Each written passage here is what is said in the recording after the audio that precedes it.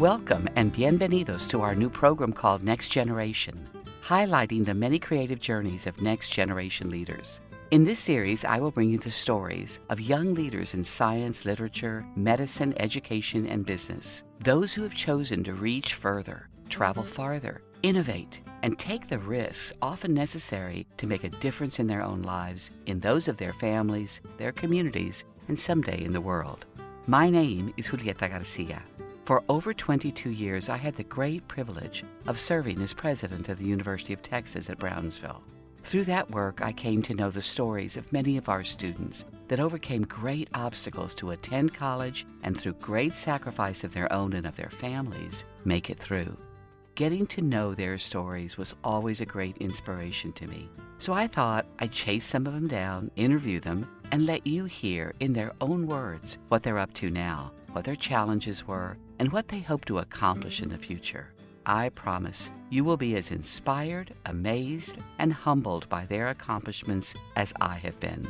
It is my great privilege this morning to be able to interview Janelle Chavez from Port Isabel, Texas, obviously, and who ended up being, when she was in Port Isabel, the valedictorian of Port Isabel High School. From there, she went to UT Austin, where she became a 40 Acres Scholars Program, and is still there and doing some very important work, preparing herself what seems to be for a career in medicine. So we're going to learn a lot about Janelle today. So, Janelle, muchísimas gracias por estar con nosotros. Thank you for being here with us. Of course. Thank you so much for having me. All right. So let's start out with growing up in Port Isabel, small school, about, 4,000 or 5,000 students total? Well, actually, in the high school, about 500 students total. So I'm talking about the population of yes, Port in Isabel the town? now. Oh, yeah. Well, now Sorry. that I'm at UT, some of the high schools have that many students. That's it's right. really crazy. Yes, so yeah, about 5,000 in the town, about 500 in the school. So now, you became valedictorian and you applied to get to UT Austin and you got in. And tell us about this very competitive scholarship that you received. So yeah, I was not too sure where I was going to go to college, but when I came across the 40 Acre Scholars Program, applied thinking that I had no chance of getting it. I wanted to go to UT, but I thought it's really competitive and the money for scholarships aren't really there, or at least not for me. It's probably impossible to get a full ride to UT. But I ended up applying in with encouragement from some adults that I knew, some of my counselors, and I got it. So this is UT's premier full-ride merit-based scholarship. It's offered by the Alumni Association, Texas Exes, and it's incredible. They provide funding for housing, for food, for your books. They also provide like an enrichment fund, which allows you to do domestic studies, study abroad, traveling abroad, service abroad. It's really, really incredible. They have me covered so well. But beyond the money, it's so much more than a scholarship. I'm surrounded by, it's about 19 students in my class from all different majors, different backgrounds. They have different passions, which I love. And then there are, of course, 4 years of students. So I get to interact with some of the most incredible people that I've ever met. So that environment has been absolutely incredible for me. And it was very competitive. Applying thousands of applicants, and then you go up for a weekend at UT with about the top 60 from across the nation. You learn about the school, you do some interviews, really, really intimidating. I was so nervous the entire time. I didn't know.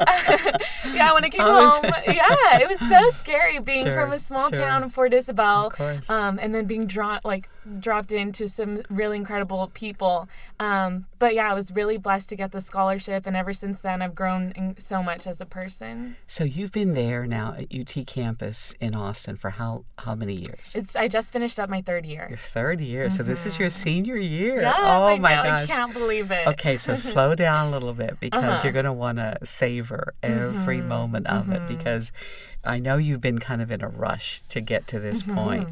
But when you get to your senior year at UT, you kind of want to enjoy every morsel of that experience. Okay, so not only did you get this wonderful scholarship, and as you mentioned, it sets you up in a network of students that's supportive while you're there, and also a network that will help you beyond UT, because we know that's very important.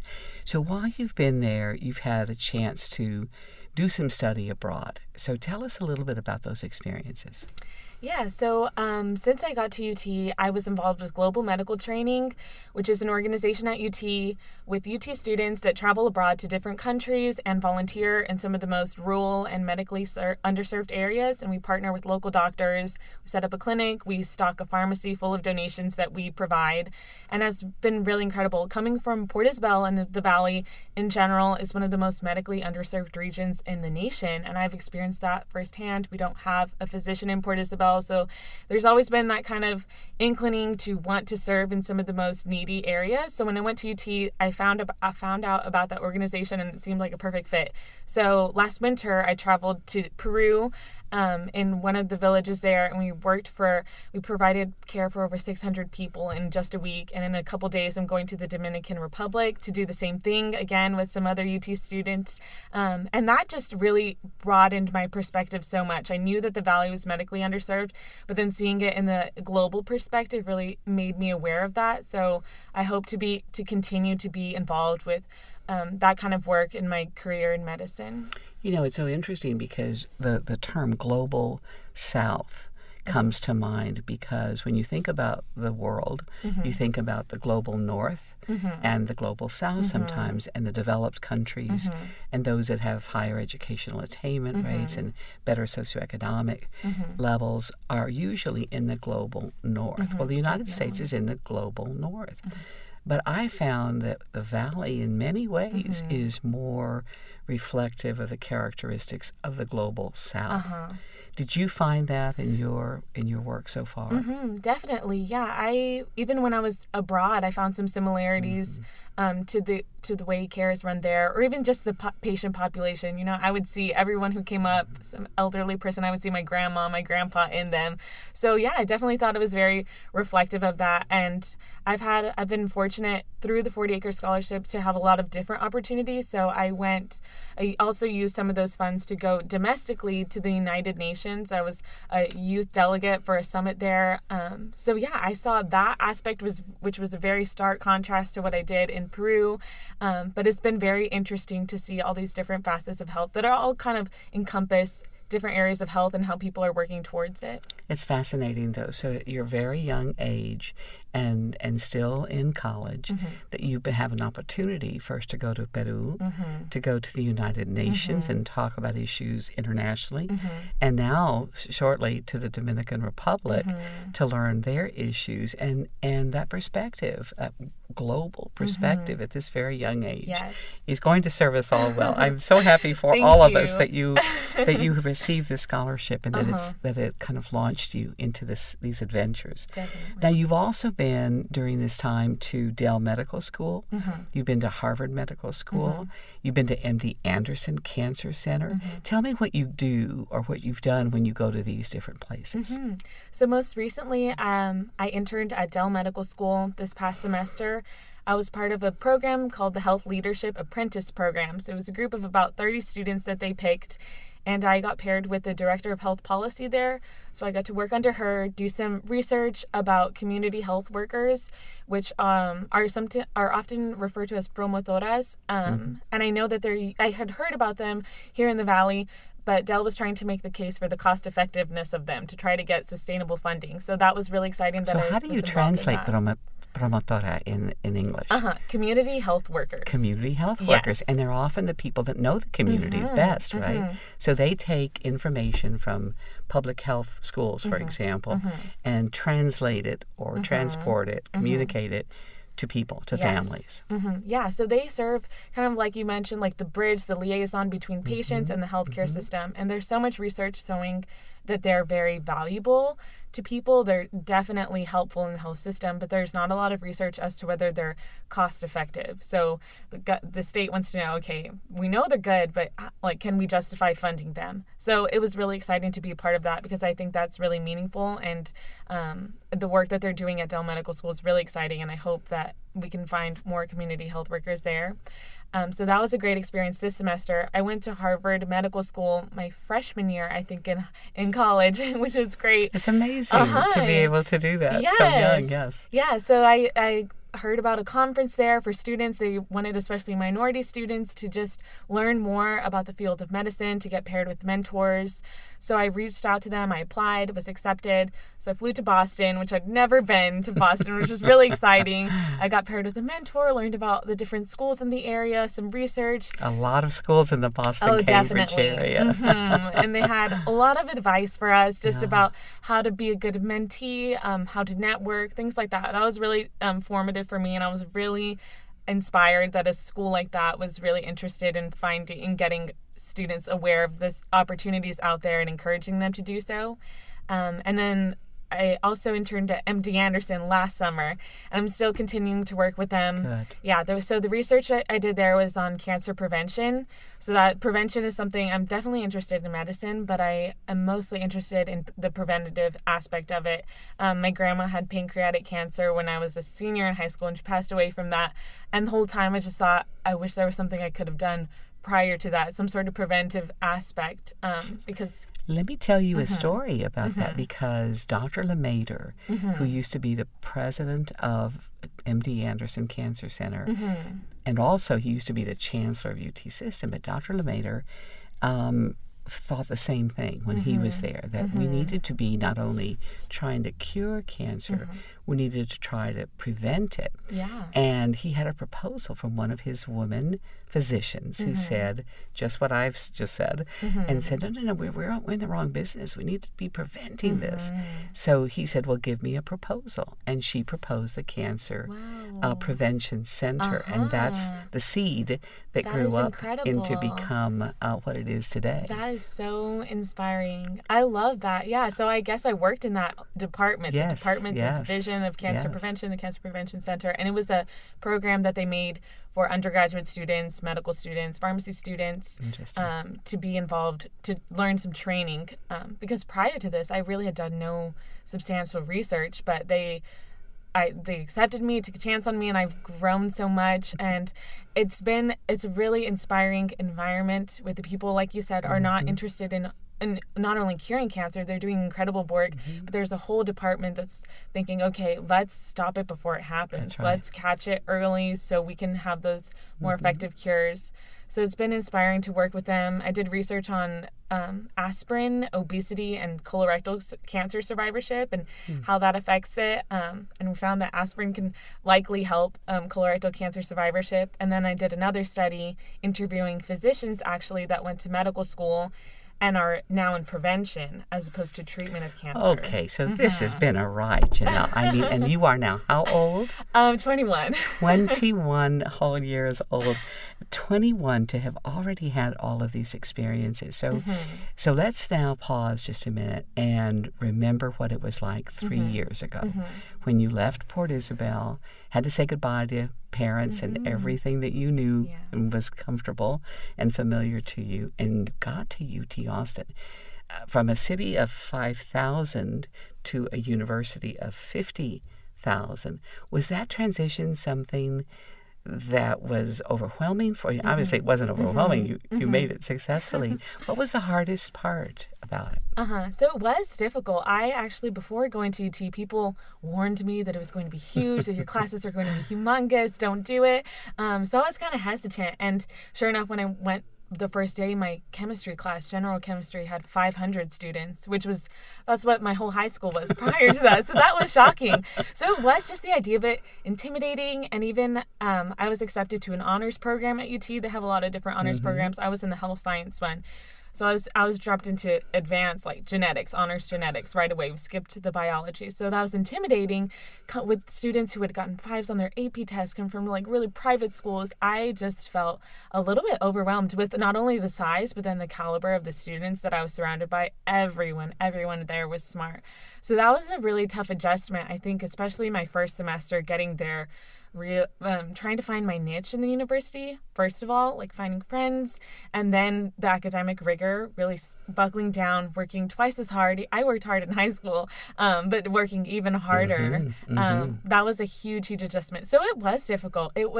Now I've really found my place in the university. I'm so happy there. I've had some really incredible life-changing experiences, but at the beginning, I was definitely trying to get my feet on the ground and trying to figure out where I fit and work so, so hard. But yeah, I think I knew that it was going to be hard going into it. So I just kind of worked hard the first semester, got really good grades because I worked incredibly hard to catch up to people. But since then, it's been really, really wonderful. So I highly recommend it. Don't be intimidated to venture out, to go to those big schools, to challenge yourself a little. It's made me so much better for it. There's a wonderful research around the notion of imposter, the syndrome, that everybody thinks they're the imposter, that I got in by mistake. Everybody else is so much smarter than I am. But everyone's thinking the same thing. Yeah. You're definitely not. Yeah, everyone's thinking the same thing. But you were in where you were supposed to be. That's exactly definitely. right. So now, once you get there and you make it through your first year, how about your relationships with family back home? Are they hard to maintain when you're away? I don't think so. Yeah, so where I was close enough, far enough. We managed to see each other at least like once a month. I would go down for a football game, or they'd come up. We'd meet halfway in San Antonio or something like that. But technology's helped a lot. I call every night, every single night. I sometimes call multiple times a day. When I'm having a tough day, I just call, can I tell you about this? Can we talk about this? Texting, sometimes FaceTiming. But I've definitely made that important there. It's a lot easier knowing that you have a support system at home, someone you can always call, someone you can come home to, which is great. So when life got tough, they were just a call away to, can I vent? Can I get some advice? And they don't know exactly what you're going through. But they're a friendly voice on the other end. Of course, yeah. There's someone to listen to. My mom tells me, well, I don't really know. You're the only one that can make those decisions. But it's so helpful, to talk it out, to have those family there for you. Now, your mom and dad, did they get to go to college? Yes, yeah. They were both first-generation college students. And where did they go to school? They both went to, it was then A&I Kingsville. Yes, now it's A&M, Texas A&M Kingsville. Good for that. And what are they doing in their professions? Yeah, so both of them are now involved in education. My dad is the registrar at Los Fresnos High School. My mom was a teacher. Now she's the dean of instruction at Port Isabel High School. So I think their being involved in education, them being first-generation college students, really inspired me and my siblings and instilled in us a value for education so much. So we all worked really, really hard and are grateful to have these opportunities. Obviously, they must be very, very proud of all that you've done and what you expect to do. Okay, so now imagine one more year of UT Austin, and then what happens to Janelle? What do you think? Yeah, I'm not ready for just one more year. It's flown by so much. I feel like I just graduated high school, but here we go with college. I'm currently applying actually to medical school. This summer I'm working on applications, my personal statements. So next fall I should be having some interviews, and right after college I plan to enroll in medical school. You have any preferences so far? Not so far. I haven't really visited too many schools. I don't know too much about it. We'll see where God takes me and where I end up, but I know that the goal will be to eventually end up in the Valley. Well, tell me about that. Now, a lot of our students and many of us grew up here in the Valley and wondered whether or not we'd ever really come back. So you seem to be aiming yourself toward going off, becoming brilliant, more brilliant than you already are, getting all of those experiences nationally and internationally. And then you've talked about coming back home. What's the drive there? Yeah, so that has always been so important to me. I guess initially it started in a program called MedEd, which was for high school, middle school students interested in medicine. They gave us a lot of great experiences, and I knew it was evident from that program that they wanted doctors in the Valley. They needed some doctors in the Valley. So it helped that the profession that I'm going to, I'm needed here. But the Valley is my home. I love it so much. I live by the coast. I love that. But also, like, my family's here, cousins, aunts, and uncles. So that means so much to me. So I want to come back. But it's been this whole time, all these experiences that I've had, different places in the country, abroad, I thought, I want to go out, get the greatest education I can, learn a lot, but take that and come back and bring it to the Valley, bring back some world-class care to the Valley. There's a lot of room I see for growth here with the creation of the new medical school, a lot of exciting things happening, and I so want to be a part of that, to elevate this region that I love so much and make it even better. That's wonderful news for us to hear. For those of us who also had to make that decision about whether or not to come back home, and hope that we would be launching another generation of leaders like yourself. So this is great news for us to hear.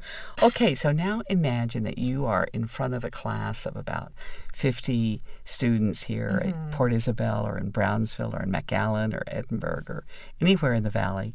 And they're looking at you thinking, yeah, but I'm not Janelle Chavez. I don't know if I can do what she did. What kind of advice would you give them? Yeah, so a couple of things, I guess. The first would be to have a why not me mentality. There have been so many experiences in my life that I've thought, no way, there's no way they could pick me, no way I could do that. But it happened. So even with, I was involved with UIL academics throughout my entire life since second grade, and I made it to state as a junior. And I was just telling my family, I'm so excited. I can't believe I made it to state. I'm just there for the ride. I want to go to Austin. It'll be fun. I've never been there. But my sister and my mom said, well, Janelle, someone's going to win. Someone at that competition is going to get first place. Yeah. Why not you? What were you competing in at the UIL? Spelling and vocabulary. Spelling? Okay. Yes. Good. So that's where you learn a bunch of words. They give you thousands of words. You learn how to spell them, the meanings of them. I loved it. It was so fun to me. And I was very good at it. But I thought, no way. I'm competing against, I was good here in the Valley maybe, but I'm competing against huge schools across Texas. There's no way. But my sister and my mom encouraged me, Janelle, why not you? Someone is going to win. Why not you?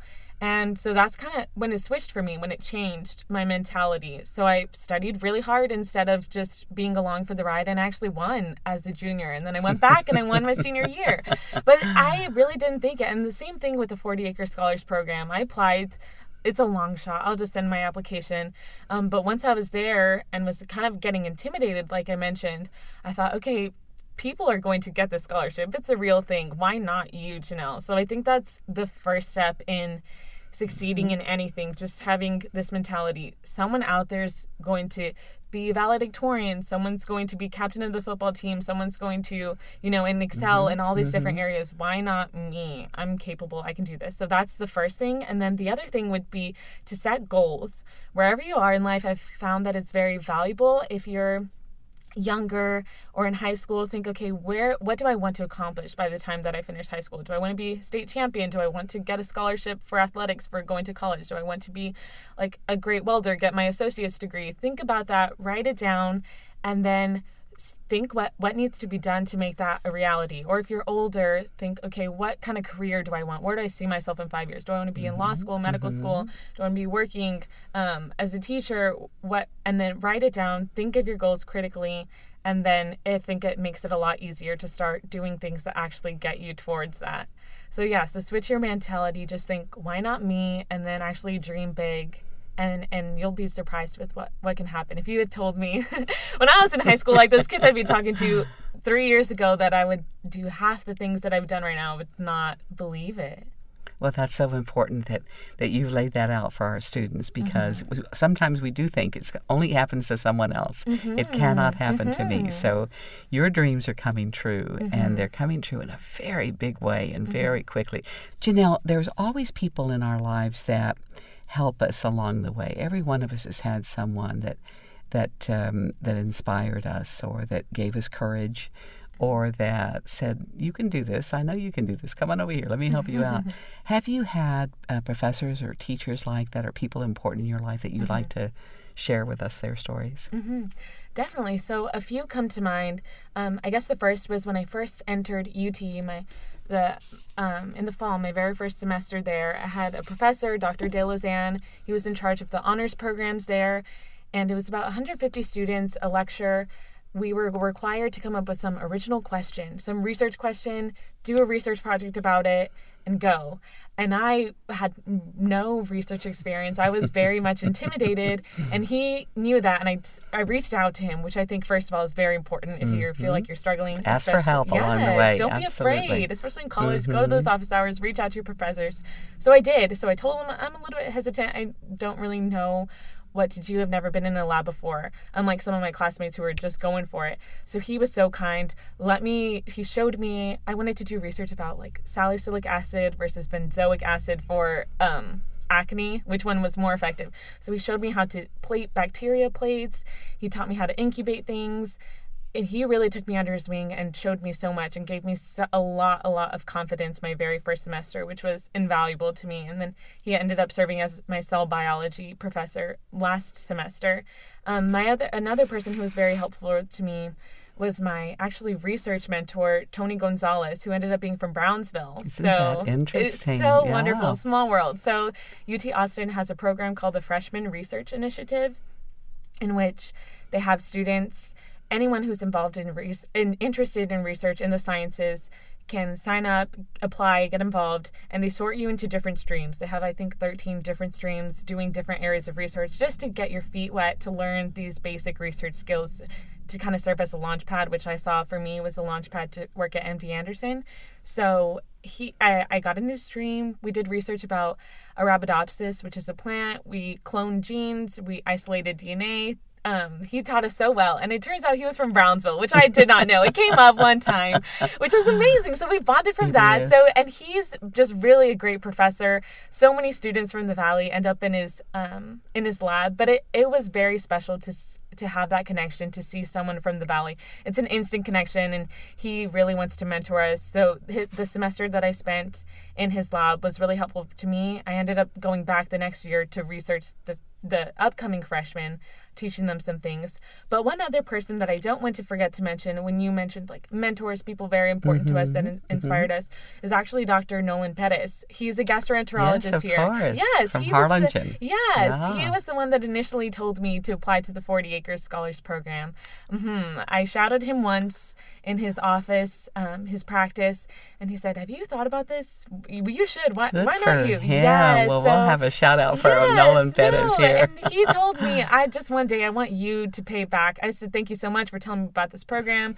He's just always been a wealth of knowledge, especially in medicine. What I want to do, I ask questions all the time. He said, "No problem, as long as you pay it forward." So all these people in my life that have been those are just a few of the examples. Everyone that I've met at UT, my teachers here just have such a vested interest in me and their students, and like so many people, especially from the Valley, to want to see them succeed, to want to see them return and pay it forward to some other students. So I've been really fortunate to have some great people placed in my path. That's wonderful. And then Letty Fernandez is the one that heard you speak at a council meeting. Yes. Is that right? Yes. So that was the Leadership with Texas Exes, and they asked me to speak along with some other scholars, and she was there in the audience along with Judge Hinojosa, and they have been there through a lot of my experiences at UT, and just huge proponents for me, big supporters, encouraging me, asking me to speak to younger students, prospective Longhorns. So yeah, I've just come to learn that there's such a great, incredible community. So you're getting adopted by lots of people here. We're all gonna. I'm all for that. Any help I can get, I love it. That's wonderful. Well, we're all very, very proud of you, and we're going to laud your success and tell your story as many times as we need to, so that we can help launch the stories of other students here. So, again, thank you so much for taking time and for remembering people who have been important in your lives, because that also inspires them to continue to do that. And a helping hand to a student pays back just for years and years and years. So thank you very much for remembering those folks. Definitely, they shaped me. Definitely, everyone did. So you have to promise me one thing. The only thing I'm going to ask, and that is that you stay in touch with us, so that I can continue to help tell your story, because I can tell that you are just at the beginning, and although you've accomplished so much already, you're so very young, and you've got so much further to go, that you'll be teaching all of us what we could have done better to prepare you. And that's important for us to know. What opportunities you could have had that might have launched you faster or better, and then inspiring the next generation of students to follow in your footsteps and to open their own doors of opportunity. So muchísimas gracias. Thank you so much for being part of this Next Generation show and for your inspiration this morning. Good luck to you. Thank you so much for having me. Thank you. Hasta poco. Thank you for tuning in to Next Generation, a program highlighting the next generation of leaders in the Rio Grande Valley and beyond.